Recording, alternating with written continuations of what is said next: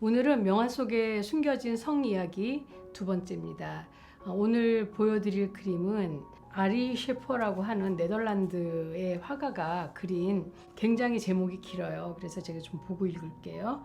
단테와 베르길리우스 앞에 나타난 프란체스카 다 리미니와 파올로 말라테스타의 영혼이라는 그림입니다. 이 그림은 제가 2000년에 시드니에 갔을 때 미술관에서 루브르 특별전을 하고 있어서 만난 그림이에요. 근데 그림이 주는 이 느낌이 너무 강렬해갖고 제가 그날 오후에 다른 일정을 다 포기하고 이 그림 앞에 앉아서 그 오후 내내 보냈던 그런 인상적인 그림입니다. 이 아리 셰퍼는 쇼팽하고 조르주 상드하고도 굉장히 친했다고 그래요. 그리고 그 당시에 많은 화가들이 그리스 신화나 이런 신화적인 내용을 좀 그리는 걸 좋아했다면 이 사람은 현실에서 일어난 극적인 그런 주제를 가지고 그리기를 좋아했다고 하는데, 실제로 이 프란체스카와 파올로의 얘기는 12세기 이탈리아에서 실제로 일어났던 이야기예요. 그 얘기를 이제 단테 신곡에서 꺼내서 이 사람이 그린 거죠. 지금 여기 그림을 보시면 아시겠지만 그림이 배경화면은 굉장히 검은색이고요. 거기에 하얗게 눈부시게 두 사람의 나신이 보여요. 그리고 그 한쪽 옆으로는 두 사람의 남자가 서 있는데 굉장히 아주 무겁고 음울한 표정으로 서 있죠. 그래서 이 그림만 봐도 지금 저 하얀 나신을 가진 두 사람밖에 안 보이는데, 아리 셰퍼는 이런 식의 그림을 그리기를 좋아했다고 합니다. 이 그림을 조금 설명하자면요, 저 두 남녀는 프란체스카와 파올로예요. 그래서 아시겠지만 프란체스카는 여자 이름이고 파올로는 남자 이름인데, 저 그림을 보면 프란체스카가 굉장히 통통하고 하얀 그 피부를 가진 정말 예쁜 미인이라는 걸 알 수가 있고요. 그리고 지금 얼굴이 반 정도가 이 천에 가려져 있지만 저 파올로의 얼굴도 굉장히 미남인 걸 알 수 있어요. 근데 둘 다 행복한 건지 아니면 너무 절망스러운 건지 아주 복잡한 느낌으로 그려져 있고, 그 옆에 서 있는 사람은 단테와 베르길리우스예요. 이야기를 좀 해드리자면 저 프란체스카와 파올로는 이태리의 리베아 지방의 두 귀족 집안인데 로미오와 줄리엣처럼 굉장히 적대적인 집안이었다고 해요. 그래서 계속 싸움이 그치질 않아서 이 두 집안의 가장 어른들께서 집안의 화해를 이끌자라고 얘기를 해서 정략 결혼을 추진을 하는데, 저 프란체스카는 정략 결혼을 하고 싶지 않았기 때문에 만나려고 하질 않았어요. 그런데 그때 그 선을 보러 들어왔던 남자가 바로 저 파올로입니다.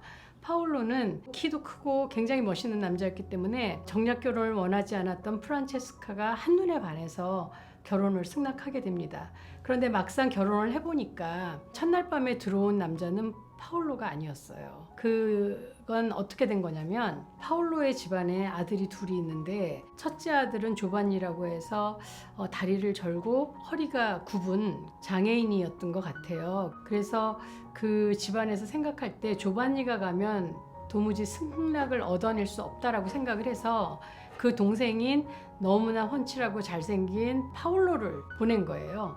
그래서 프란체스카가 파올로가 자기 신랑인 줄 알고 승낙을 했는데 막상 첫날 밤에 들어온 건 조반니였던 거죠. 근데 이제 첫날 밤을 보내고 나니까 그 혼인을 뒤엎을 수가 없어서 프란체스카는 조반니의 아내로 살게 된 거예요. 그러다 보니까 너무 불행했고, 조반니라는 사람은 굉장히 성격도 좀 잔인하고 포악했기 때문에 프란체스카를 굉장히 학대했다고 그래요. 그래서 형이 대신 그 승낙을 받으러 갔던 파올로는 형수한테 굉장히 죄책감을 느꼈을 거고 굉장히 더 친절하게 해줬을 겁니다. 그러다 보니까 이 선남과 선녀 사이에는 사랑이 싹트기 시작했던 거죠. 그래서 여기에 보면 단테가 왜 두 사람이 여기 이 지옥문 앞에서 이렇게 검은 바람에 휩싸여서 떠돌고 있느냐라고 물어봤을 때 저 파올로는 우느라고 대답을 못했고, 프란체스카가 왜 우리가 이렇게 시작이 됐는지에 대한 얘기를 하는데, 그 아더왕의 원탁의 기사들이 있잖아요. 거기에서 굉장히 용맹스럽고 잘생긴 랜슬롯이라는 기사가 있어요.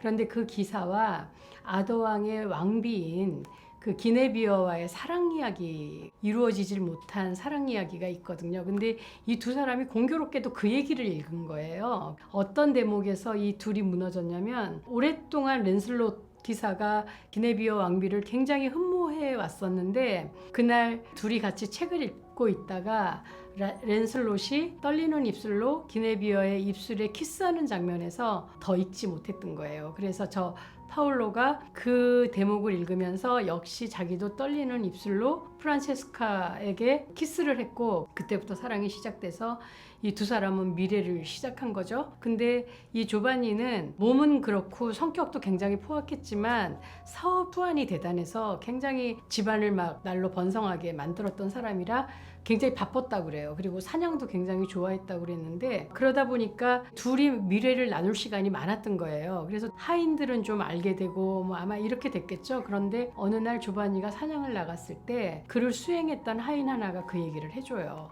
그 둘이 요즘 그러고 있다라는 얘기를 해주니까 조바니가 갑자기 불같은 질투심과 배신감과 이런 일 때문에 막 달려들어와서 이 두 사람을 찾는데, 공교롭게도 이때 둘이 또 섹스를 하고 있었던 거예요. 근데 아마도 이 순간에는 프란체스카가 파올로의 위에서 애무를 하고 있었던 것 같아요. 그래서 조반니가 위에서 내려꽂은 창에, 지금 저 그림 위에 보시면 프란체스카의 등을 관통해서 파올로의 가슴까지 들어간 걸 볼 수가 있어요. 그래서 그 자리에서 즉사를 했다고 합니다. 저 둘은 명백한 불륜이고 간음이었기 때문에 장례 미사를 치룰 수가 없었고, 그 당시에 성당에서 장례 미사를 치르지 못한 영혼들은 지옥으로 떨어질 수밖에 없었기 때문에 저 두 사람은 그날 이후로 지옥에서 저렇게 둘이 부둥켜 안고 바람에 휩쓸려서 이렇게 날고 있다라는 그런 이야기예요.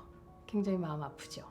사실 이 그림을 보면서 굉장히 마음이 아팠는데, 이 이야기를 보면서 여러분에게 얘기를 하고 싶은 건 열정적인 사랑이에요. 그래서 우리는 어떤 사람을 보고 그 사람과 호감을 주고받고 그러다가 서로 사랑에 빠지기 시작하면 그야말로 콩깍지에 빠진 그런 시기를 겪게 되거든요. 그때는 그 사람밖에 안 보이는데, 이럴 때 섹스를 하게 되면 그 사람의 중독된 수위가 더 깊어지는 거예요. 그래서 아무것도 안 보이죠.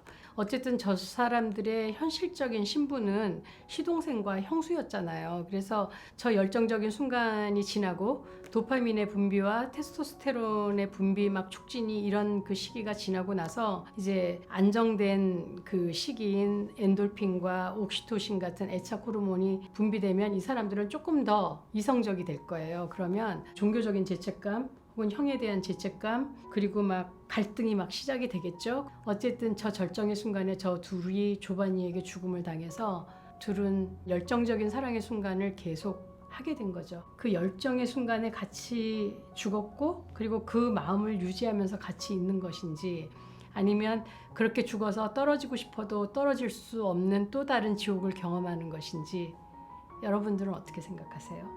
저들은 행복할까요? 아니면 또 다른 지옥일까요?